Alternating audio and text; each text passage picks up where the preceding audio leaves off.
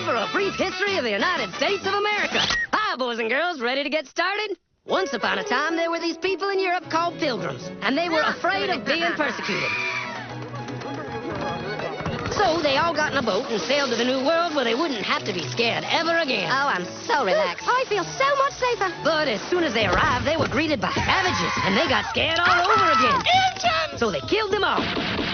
Now, you'd think wiping out a race of people would calm them down, but no. Instead, they started getting frightened of each other. Witch! So they burned witches. In 1775, they started killing the British so they could be free. And it worked, but they still didn't feel safe.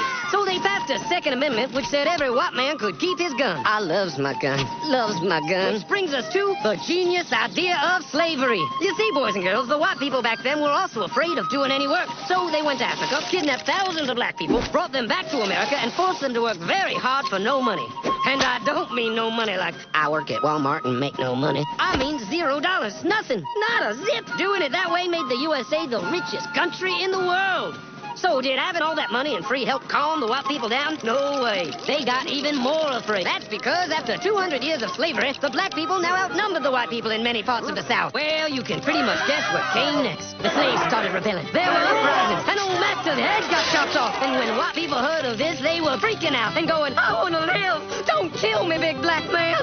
Well, just in the nick of time came Samuel Colt, who in 1836 invented the first weapon ever that could be fired over and over without having to reload. And all the Southern whites were like, yeah! But it was too late. The North soon won the Civil War and the slaves were freed. Yep, they were free now to go chop all the old masters' heads off. And everybody was like, oh no, we're gonna die. But the freed slaves took no revenge. They just wanted to live in peace. But you couldn't convince the white people of this.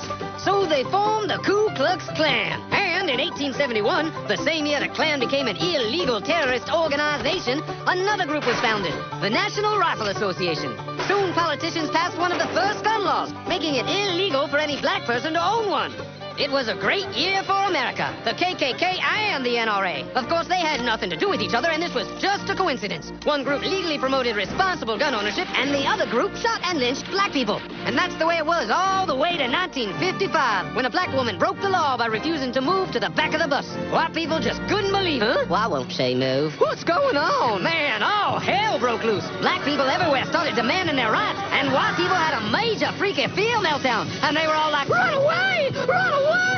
And they did. They all ran fleeing to the suburbs where it was all white and safe and clean. And they went out and bought 250 million guns and put locks on the doors, alarms in the houses, and gates around the neighborhoods. And finally, they were all safe and secure and snug as a bug.